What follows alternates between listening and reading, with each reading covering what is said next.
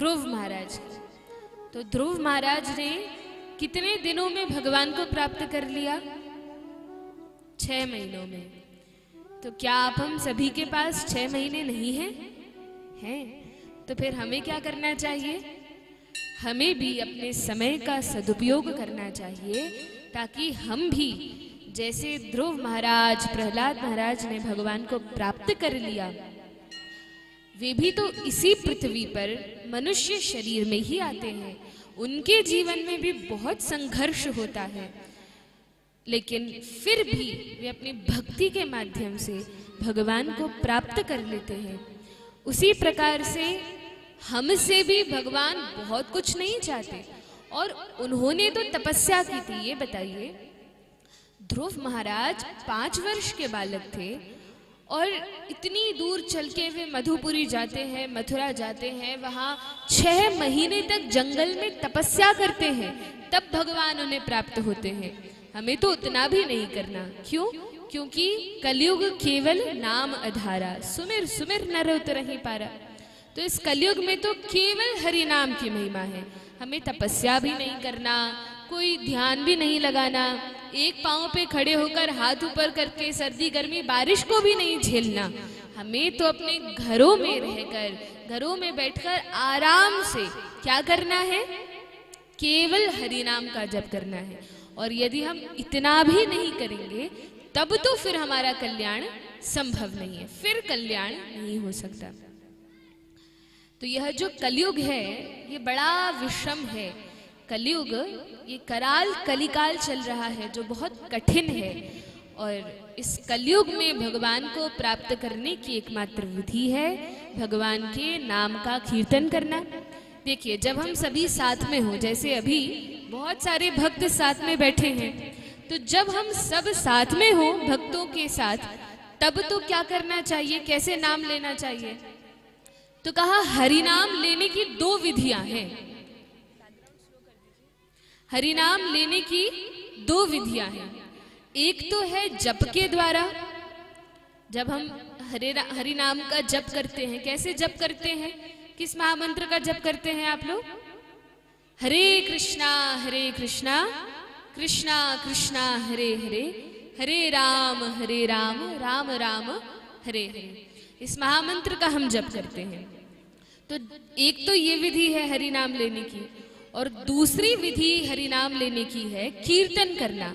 बहुत सारे मृदंग, करताल आदि वाद्य यंत्रों के साथ, और जोर जोर से भगवान के नाम का कीर्तन करना। ये 2 विधि है। अब जब हम अकेले हो, हमारे साथ कोई नहीं हो संग करने के लिए, साधु संग नहीं हो, वैष्णवों का संग नहीं हो, तब क्या करना चाहिए? तो तब अकेले बैठकर अपनी जप माला लेकर भगवान के नाम का जप करना चाहिए। और जब भक्तों के 2, 4, 5 या अधिक भक्तों के साथ में हम हो, तब खूब जोर जोर से हरिनाम संकीर्तन करना चाहिए। तो इस प्रकार से अपने समय को व्यर्थ गवाए बिना जितना अधिक से अधिक हो सके हरिनाम का आश्रय लेना चाहिए। कल हम सभी ने ध्रुव महाराज की कथा को सुना। ध्रुव महाराज स्वयंभू मनु के जो पुत्र हैं उत्तानपाद, उनकी जो पत्नी है सुनीति, उनके पुत्र हैं ध्रुव। दूसरी पत्नी सुरुचि के पुत्र हैं उत्तम। ध्रुव महाराज ने तो भगवान को प्राप्त कर लिया और राजा बन गए।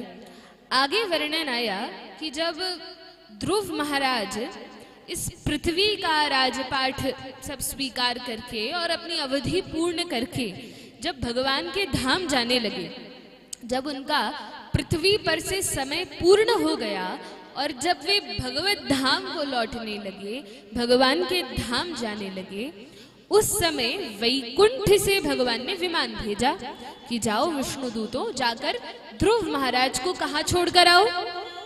मृत्यु के बाद कौन सा लोक दिया था भगवान ने? हम देखते हैं ना, रात्रि के समय ध्रुव तारा चमकता है, तो वो ध्रुव लोक भगवान ने ध्रुव जी के नाम किया है। तो विष्णु दूतों से कहा कि जाओ जाकर विमान पर बैठा कर और ध्रुव जी को ध्रुव लोक में छोड़कर आओ। कहा ठीक है। विमान आ गया और ध्रुव जी मृत्यु के सिर पर अपना हाथ रखकर और मृत्यु को लांघकर विमान पर बैठ गए और ध्रुवलोक को जाने लगे। लेकिन जब ध्रुवलोक जा रहे थे तो रास्ते में ही, अभी बस निकले ही थे महल से, और रास्ते में ध्रुव महाराज को याद आया।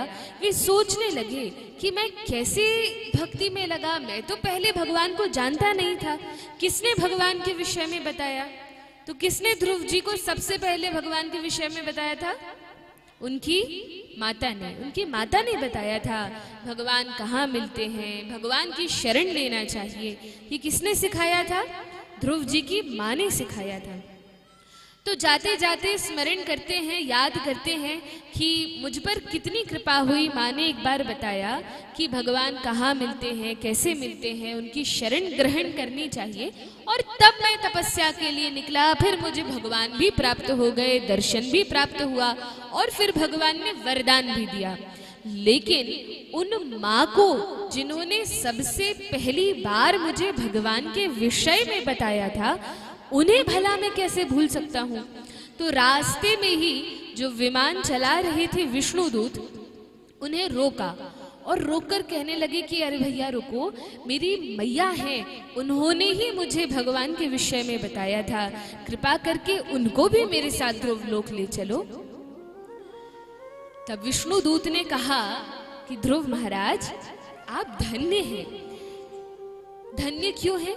क्योंकि जिन्होंने आपको भक्ति का पथ दिखलाया आप उनको भूले नहीं, आपने उन्हें याद किया।